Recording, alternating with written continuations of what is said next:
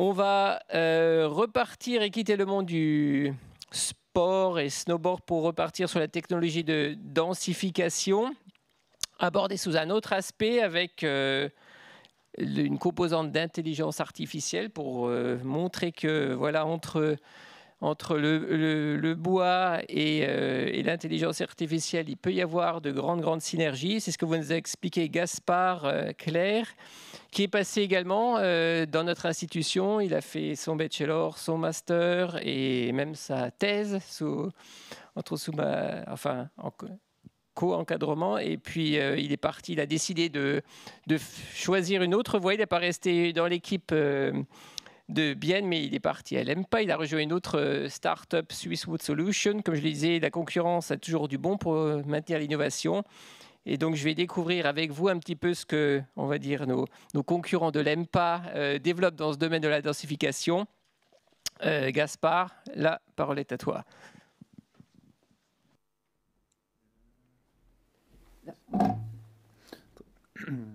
Très bien, merci Frédéric pour l'introduction.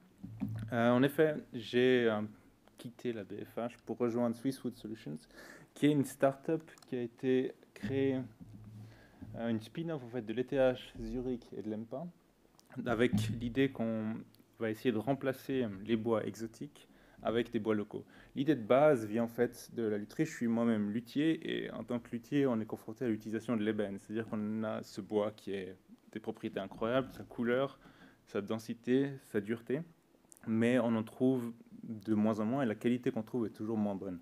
Donc la principale idée pour la densification, c'était comment est-ce qu'on peut utiliser des essences locales et leur donner les mêmes propriétés mécaniques que l'ébène. Donc c'était le point de départ de cette start-up et puis on s'est retrouvé avec différents chercheurs de l'ETH Zurich et de l'EMPA pour former une équipe interdisciplinaire d'entrepreneurs qui ont des connaissances dans la physique du bois, dans la chimie du bois et dans l'innovation et la science des matériaux. Ce qu'on essaie de faire justement, c'est de produire, de donner des solutions innovantes avec des produits qui viennent de la forêt suisse. Donc on travaille seulement avec des bois suisses pour fabriquer nos touches qui maintenant sont vendues dans le domaine de la lutherie. Peut-être, je me permets de faire une petite explication des différences entre Woodence et Swisswood Solutions. Swisswood Solutions est un petit peu plus ancienne, c'est-à-dire qu'elle a été fondée il y a 5 ans, vraiment avec comme optique comment est-ce qu'on peut remplacer l'ébène.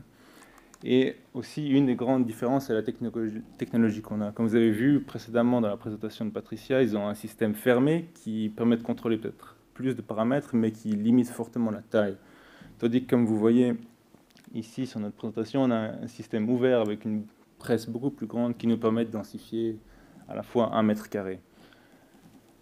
Je pense que je n'ai pas besoin de revenir très longtemps sur la densification. Patricia l'a bien expliqué avant. Peut-être juste pour dire que en fait, la densification, ce n'est pas quelque chose de nouveau. C'était déjà utilisé par les Égyptiens pour fendre des pierres, pour utiliser la force du bois quand il regonfle. Le développement technologique, c'est comment éviter que le bois regonfle sans injecter une époxy à l'intérieur. C'est justement ça, c'est là qu'on a développé cette technologie pour arriver à faire ça en ayant un procédé qui est biosourcé et biodégradable.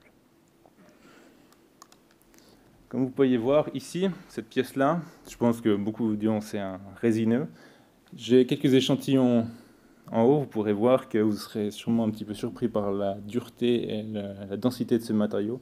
Parce qu'ici, on a une densité de 1400 kg par mètre cube, donc on est à peu près au maximum de ce qui est possible avec le bois, en sachant que le bois, là, je n'ai pas le terme en français, mais Reindichte, on appelle ça en allemand, c'est-à-dire quand tous les pores du bois sont fermés, on n'a plus que la matrice, en fait, cellulose, lignine et hémicellulose, qui donne environ 1500 kg par mètre cube. Donc on est un peu au maximum de ce que le bois peut faire en densité et dureté. Et puis, pour obtenir ce matériau, on a utilisé simplement de l'épicéa. Ce qu'on a travaillé aussi avec l'épicéa, de l'érable, du noyer, et on a aussi du hêtre maintenant qu'on utilise. J'ai été invité ici aussi pour vous discuter de l'intelligence artificielle, parce que c'est important aussi pour les entreprises d'innover dans les produits, mais aussi dans la manière de produire. Je ne sais pas si la vidéo va partir exactement. Donc, ce qu'on a essayé de faire... Par contre, là, le son peut couper parce que c'est un peu de la musique d'ascenseur. Donc l'idée de base, c'est qu'on a nos clients qui vont nous donner des informations sur les produits qu'ils veulent. Ensuite, on a un matériau, donc du bois suisse à disposition. ce bois suisse, il y a différentes essences qui sont disponibles. Ces essences-là, elles ont différentes propriétés, on a différentes densités, on a différents degrés de grains du bois, etc. Toutes ces informations vont être stockées ou accumulées dans ce cerveau qui représente une vue d'artiste, un algorithme d'intelligence artificielle, où on accumule ces données pour pouvoir ensuite faire des décisions qui ont été entraînées par cet algorithme qui vont nous donner les différents produits. Donc, en utilisant les données du bois, on arrive après à ajuster notre procédé, c'est-à-dire que le bois va être climatisé d'une certaine manière. Ensuite, dans une étape suivante, en fonction des propriétés qu'on veut avoir, il va être imprégné. Si on veut avoir des colorants, si on veut avoir une autre stabilité dimensionnelle, ensuite il va être densifié. Puis l'idée que ce sont chaque fois des modules, c'est pour ça qu'il y a chaque fois un espèce de petit cerveau ici, pour dire que tous ces modules sont en communication les uns avec les autres, pour obtenir une production qui est, entre guillemets, intelligente et qui permet de suivre les demandes. Ensuite, on voit que cette production continue après la production du bois brut, aussi pour découpe laser, la CNC ou encore le formage. Et ça, ensuite, ça nous donne les différentes gammes de produits qu'on utilise. Donc on voit pour la lutherie, pour l'horlogerie, pour les arts martiaux et pour le domaine de la finance aussi. Et ensuite, c'est une boucle, c'est-à-dire qu'en fonction des produits qu'on a créés, les clients nous redonnent un retour et ces retours vont être ensuite réutilisés dans l'algorithme. Après, c'est une vue très simplifiée. Ce que je voulais essayer de présenter un petit peu aujourd'hui, c'est rentrer un petit peu plus dans les détails de comment fonctionne l'intelligence artificielle. Après, on a 20 minutes, donc il ne faut pas non plus rêver, mais quand même essayer de présenter quelques principes. L'idée de base, ici à droite, à gauche, ici, on a une programmation classique, et ici, on a une intelligence artificielle. Je représente une voiture, et ici, ce magnifique dessin est une route. L'idée, c'est que, comment est-ce qu'on fait que la voiture suit cette route? Donc, logiquement, si on connaît le sens de la route, on arrive simplement à programmer la voiture en disant tu vas tout droit, après tu vas à droite, de nouveau tout droit, à gauche, etc. Pour l'intelligence artificielle, on ne peut pas directement donner le tracé de la route. Simplement, on va lui faire apprendre. La voiture va rouler, puis elle va sortir de la route. Ça va être un échec. Et ensuite, on va refaire une itération du procédé jusqu'à ce que la voiture arrive à suivre en ayant elle-même trouvé son propre chemin en apprenant à suivre la route. Maintenant, qu'est-ce qui se passe si on change le tracé de la route? Logiquement, avec une programmation classique, il faudrait re-rentrer le tracé de la route exactement, et ça ne marchera pas. Tandis que si l'intelligence artificielle a appris à suivre, c'est-à-dire à savoir ici, la route tourne à gauche, elle arrivera naturellement à suivre sans problème le chemin. Cette représentation un peu simpliste est juste là pour illustrer que la route ici, c'est bien sûr une image pour un autre produit, c'est-à-dire qu'une fois qu'on a développé un produit avec un certain procédé, l'idée d'utiliser une intelligence artificielle permet d'adapter les procédés de densification et de production sans devoir tout repartir depuis la planche de dessin. Comment on fait ça concrètement? Ce qu'il faut, c'est des données. On entend souvent ce terme de big data et c'est nécessaire pour l'intelligence artificielle. C'est-à-dire que plus on a de données, plus simple sera l'apprentissage de l'algorithme. Ici, j'ai noté que quelques exemples. On a l'essence du bois, la densité, l'humidité, le poids, la vitesse de propagation du son, la pression nécessaire pour la densification, le temps de densification des différentes étapes. Après, on a quelques contrôles aussi, la différence de densité ou d'épaisseur après densification, etc. La couleur, la quantité extractive. Mais bien sûr, cette liste s'allonge. Ensuite, on a différents algorithmes qu'on peut utiliser. C'est ce qui est représenté ici par ce gros cerveau. Pas besoin de rentrer dans les détails, je trouve que c'est marrant qu'il y en a un qui s'appelle Random Forest quand même, qui marche assez bien pour cette utilisation-là aussi.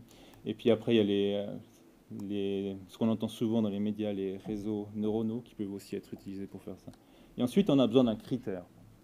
C'est-à-dire, ici, par exemple, j'ai cité la stabilité dimensionnelle, mais ça peut être autre chose, ça peut aussi être différents critères. On peut avoir la couleur qui pourrait être, par exemple, on veut une couleur brune, et en fait, là, ce que va faire l'algorithme, c'est qu'il va utiliser tous ces paramètres, il va utiliser ces réseaux neuronaux pour apprendre, pour voir quels paramètres permettent d'avoir une stabilité dimensionnelle dans ce cas-là, passé ou pas. C'est comme l'exemple de la route. S'il voit qu'avec une combinaison de paramètres, le bois n'est pas stable, il va rejeter cette hypothèse et dire à la place de tourner à gauche, tourne à droite, si on regarde cette image-là.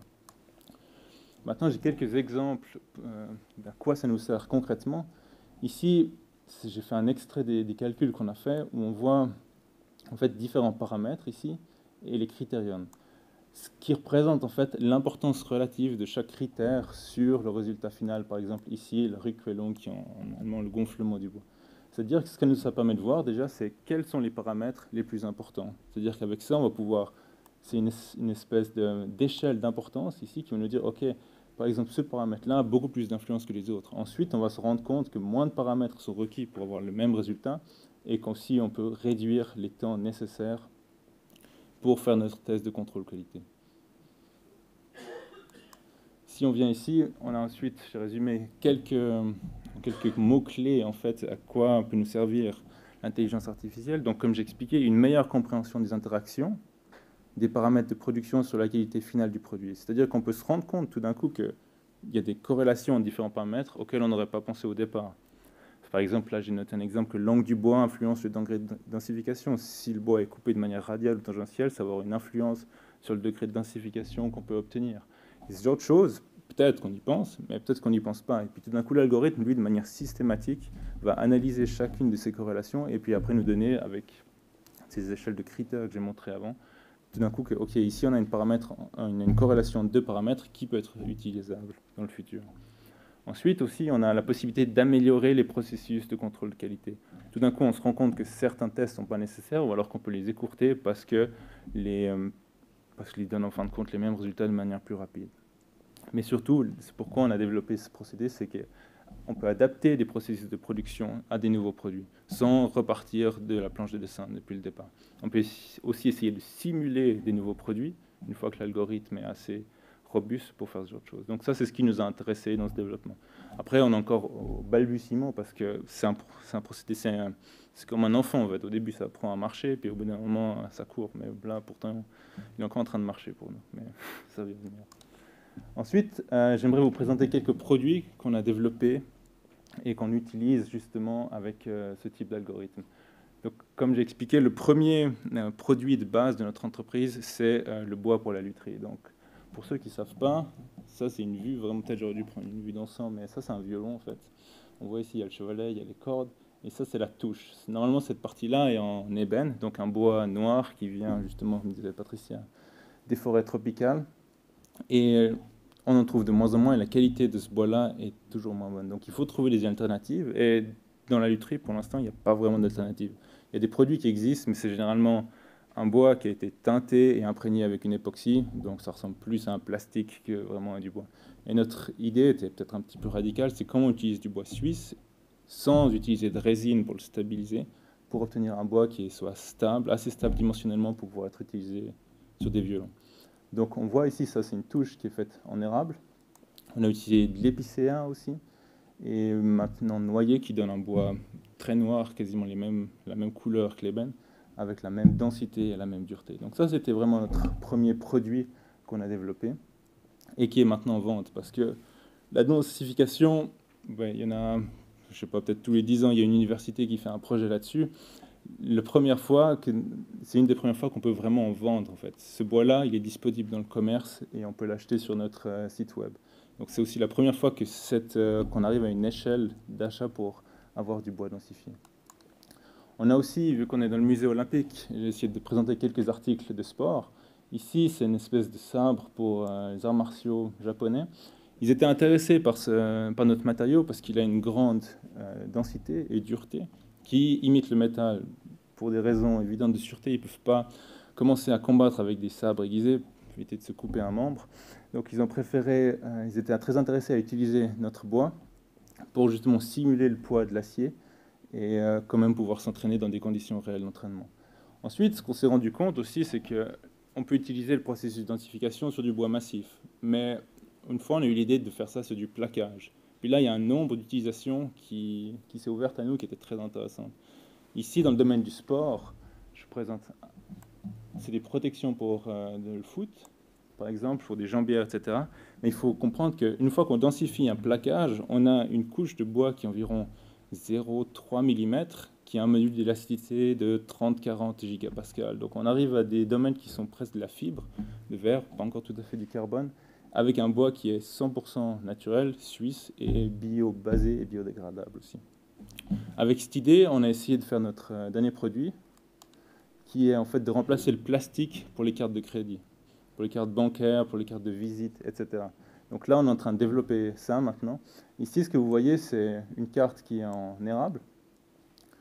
Donc, il y a 4 à 5 couches de bois à l'intérieur, et c'est complètement, à part bien sûr le chip et la technologie qu'il faut pour faire le paiement sans fil, c'est complètement bio-basé et biodégradable. C'est-à-dire que si vous enlevez l'électronique, cette carte-là, elle est biodégradable dans le compost. Donc, c'est là justement ce type de produit novateur où on essaye vraiment d'arriver avec une optique un petit peu peut-être extrémiste, c'est-à-dire on ne veut pas mettre d'époxy, on ne veut pas mettre de résine industrielle à l'intérieur, on veut que ce soit complètement bio-basé et biodégradable. Parce qu'on parle toujours du coût en CO2 que représente l'utilisation de plastique, mais ça a été abordé tout à l'heure aussi. Qu'est-ce qui se passe après pour l'élimination? C'est-à-dire qu'on a beau avoir du bois suisse, si on l'imprègne avec une époxy ou une résine, en fin de compte, il faut le brûler à la fin. Donc, qu'est-ce qu'on gagne à ce point-là? C'est pour ça que cette approche d'utiliser vraiment des résines 100% naturelles, ça nous permet d'avoir des produits qui, pour l'instant, n'existaient pas jusqu'à maintenant. Je suis déjà à la fin de ma présentation. J'espère que c'est intéressant. J'aimerais aussi dire, peut-être, je vais prendre le pied sur la précédente présentation, on est aussi dans une étape de levée de fonds. On aimerait justement réussir à commencer la phase, on parlait des murs avant pour l'industrialisation, on est exactement à ce moment-là, c'est-à-dire qu'on a un prototype qui fonctionne, puis maintenant on aimerait le produire en quantité. Et c'est exactement à cet endroit qu'on est maintenant. Comment est-ce qu'on arrive à produire cette carte en centaines de milliers d'exemplaires pour pouvoir justement faire que chacun d'entre vous en ait une dans la poche l'année prochaine. Très bien, merci beaucoup.